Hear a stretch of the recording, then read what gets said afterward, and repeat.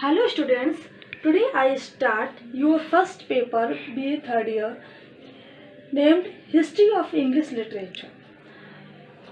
History of English literature में सबसे पहले हमारा टॉपिक होगा the renaissance. The renaissance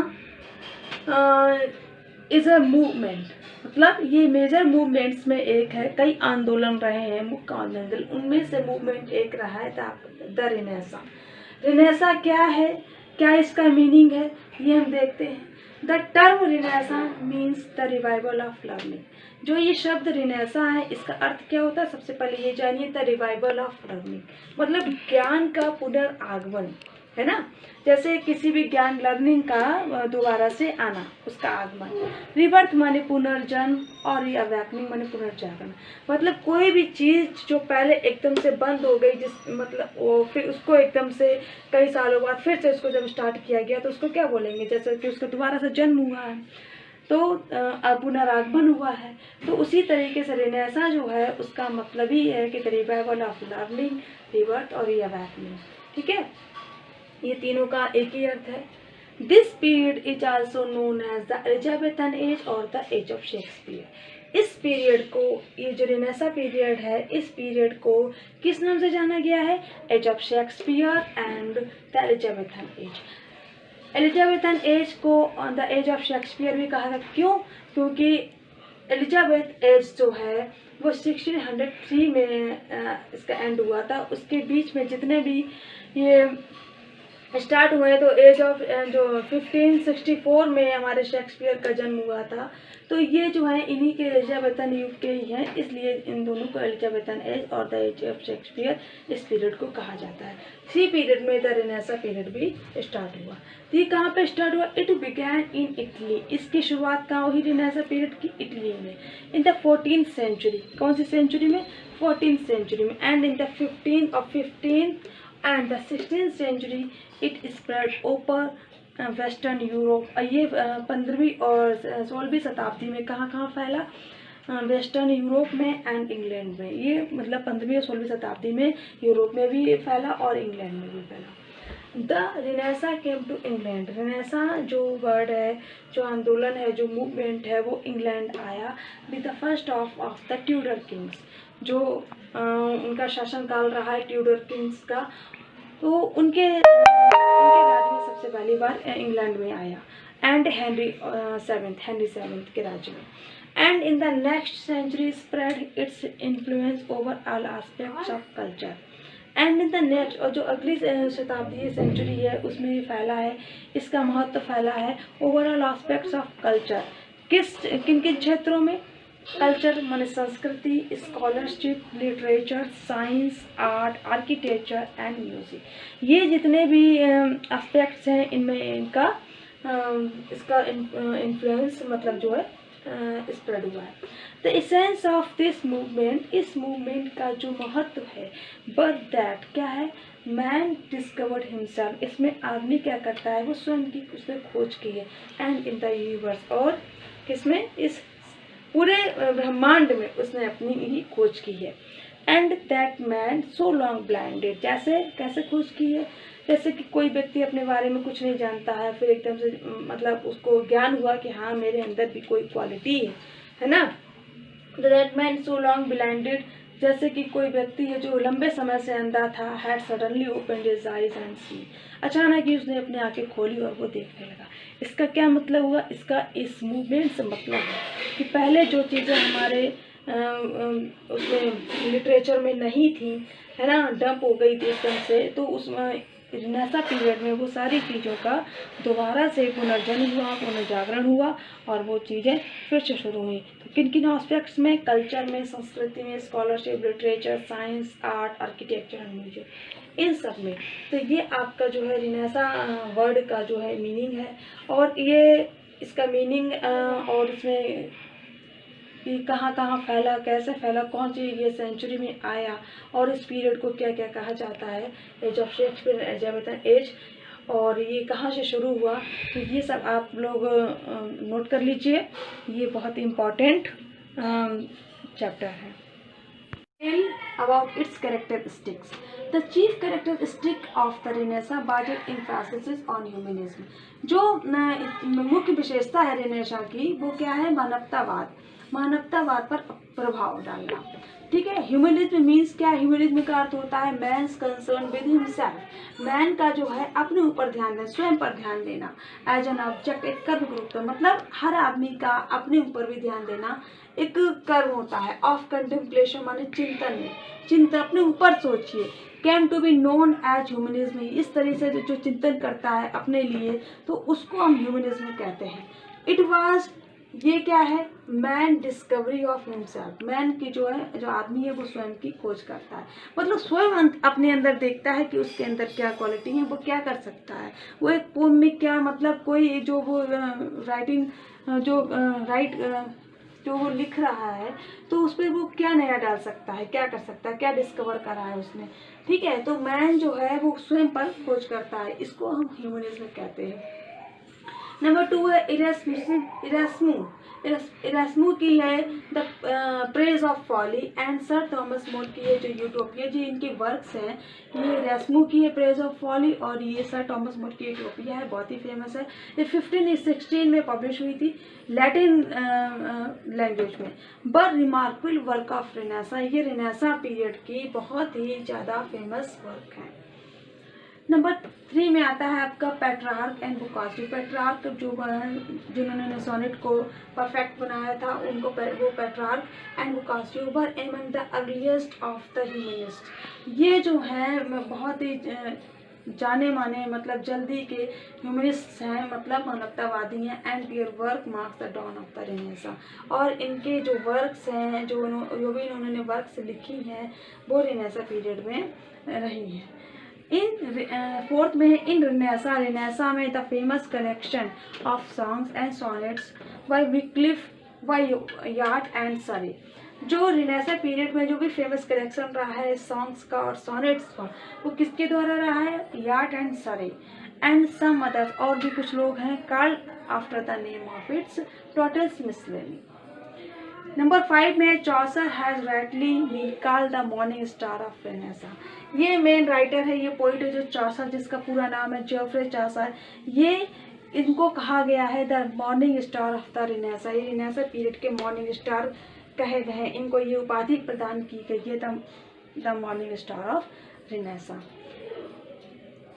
the next characteristic is the 100 years war with France and the defeat of the Spanish Armada brought about revival of nationalist and patriotic feelings among the Elizabethans। ठीक है। ये जो है 100 years माने 100 साल का जो युद्ध है विद फ्रांस, किसके साथ हुआ था? फ्रांस के साथ। और जो हारा था वो कौन था? स्पेनिश का, स्पेनिश की जो हार थी अरमादा की। ब्रॉड लाई, जिसने lie about revival of nationalist, मतलब राष्ट्रवाद का जो पुनर्आगमन हुआ वो रेनेसा पीरियड में हुआ। एंड पैट्रियोटिक फीलिंग, जो देशभक्ति की भावना आई वो किसके बीच में? Among the Elizabethan. एलिजाबेथन्स जो एज में जो लोग रहते थे उनके अंदर देशभक्ति की भावना का भी पुनर्आगमन हुआ। नेक्स्ट है the Spanish tragedy of Thomas kid. Spanish tragedy is the work of Thomas kid skilfully managed in Renaissance. ये रेनेसा पीरियड में बहुत ही कुशल पूर्वक मैनेज हुई। क्रिस्टोफर मार्लो एक ड्रामाटिस्ट हैं जो contemporary of Shakespeare. Great works of drama represent, इन्होंने बहुत ही बड़े बड़े वर्क्स लिखे हैं, ड्रामा में प्रेजेंट किए हैं रेनेसा पीरियड में। रेनेसा जिसमें स्पिरिट हमें दिखाई पड़ती है, for example doctor Faustus, Tamburlaine, Jew of Malta and Edward second. ये इन्होंने इन अपने क्या कहते हैं वर्क्स में प्रेजेंट किया है किसको? रेनेसा स्पिरिट को। सेकंड है नेक्स्ट है आपका Shakespeare dramas. Similarly Christopher Marlowe Shakespeare dramas also represent the renaissance spirit. इन्होंने भी रेनेसा स्पिरिट को रिप्रेजेंट किया है। हिज बेस्ट कॉमेडीज आर, इनकी जो बेस्ट कॉमेडीज हैं, ऐसे तो उन्होंने बहुत सारे कॉमेडीज एंड ट्रेजेडीज लिखी हैं, लेकिन इनकी जो बेस्ट कॉमेडीज है एज यू लाइक इट जो 1599 में पब्लिश हुई थी एंड 12th नाइट 1600 में पब्लिश हुई थी। ये जो है इसमें रेनेसा स्पिरिट रिप्रेजेंट हो रही है। एंड इज ग्रेट ट्रेजेडीज, और उनकी जो बड़ी बड़ी ट्रेजेडीज है महान, सच है जैसे कि Hamlet, Othello, King Lear, Macbeth, Antonio and Cleopatra. Hamlet जो 1601 में पब्लिश हुई थी, ऑथेलो 1604 में, किंग लियर 1605 में, मैकबेथ 1606 में, एंटोनियो एंड क्लियोपेट्रा 1606 में। ये इनकी जो बेस्ट ट्रेजेडीज हैं, ग्रेट ट्रेजेडीज हैं, इनमें क्या रिप्रेजेंट हो रही है, रिनेसां स्पिरिट इन वर्क्स में शेक्सपियर द्वारा रिप्रेजेंट हो रही है। The next is Francis Bacon. Francis Bacon is called the father of English essay. He is very famous essayist. Francis Bacon through his 58 essays. इन्होंने अपने 58 essays से में सिद्ध किया है, प्रूव his insatiable thirst. इन्होंने एक ऐसी न बुझने वाली प्यास को इन्होंने सिद्ध किया है, मतलब अपनी भूख को, जो कौन सी भूख है, फॉर नॉलेज, नॉलेज की भूख को उन्होंने प्रूव किया अपने 58 एसेज में। इनके एसेज में मोस्टली फ्रांसिस बैकन, आप लोगों ने बीए फर्स्ट ईयर में पढ़ा होगा ऑफ स्टडीज़ फ्रांसिस बैकन का, जिसमें इन्होंने स्टडीज़ के बारे में बताया है। इसी तरीके से इनके जितने भी एसेज हैं, जैसे ऑफ ट्रूथ, ऑफ एम्बिशन, है ना, इस तरीके इनके सब है, क्या है, एक हंगर फॉर नॉलेज इनका दिखता है। देन ही से, जब कहते हैं I want to take a knowledge to be my providence, मतलब I want to take all knowledge, मैं सारा ज्ञान प्राप्त करना चाहता हूँ, टू बी माय प्रोविडेंस, किससे, जो मेरे प्रोविडेंस है, मतलब जो उनके प्रोटेक्टर हैं, कौन है, गॉड, अपने जो प्रोटेक्टर गॉड से वो सारा नॉलेज लेना चाहते हैं। स्पेंसर की जो पोइट्री है, फेरी क्वीन, इनकी फेमस पोइट्री है, masterpiece work of the renaissance, renaissance period का एक मास्टरपीस वर्क है। Spencer was called the child of renaissance and the reformation. देखिए ये बिल्कुल नोटेबल पॉइंट है कि स्पेंसर कहे गए, क्या कहे गए, चाइल्ड ऑफ रिनेसा, मतलब मॉर्निंग स्टार ऑफ रिनेसा कहा गया है चौसर को, child of renaissance and reformation कहा गया है स्पेंसर को। तो इस टाइप के क्वेश्चन पूछ दिए जाते हैं कि child of renaissance and reformation किसे कहा गया है, और मॉर्निंग स्टार ऑफ रिनेसा। तो ये अलग अलग चीज़ हैं, आप लोग कंफ्यूज ना हो, मतलब इनको आप नोट करिए और इनको आप याद करना पड़ेगा। In literature the most famous productions were, साहित्य में सबसे ज़्यादा फेमस जो प्रोडक्शंस हैं वो क्या हैं। इन पॉलिटिक्स में मैकियावेली हैं जो राइटर हैं। The Prince in the field of art and sculpture, इन्होंने जो मतलब कला और जो मूर्ति कला है उसके क्षेत्र में, इट प्रोड्यूस्ड रैफल, इन्होंने रैफल को प्रोड्यूस किया है।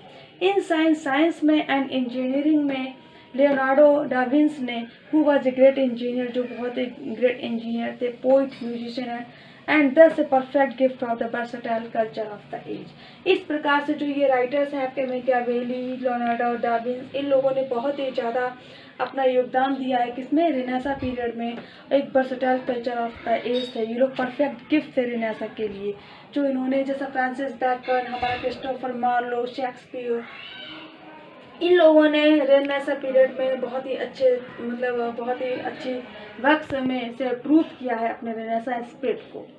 ठीक है, तो रिनेसा मीन्स है रिबर्थ, अवेकनिंग, रिवाइवल। किसका रिबर्थ है, किसका रिवाइवल है,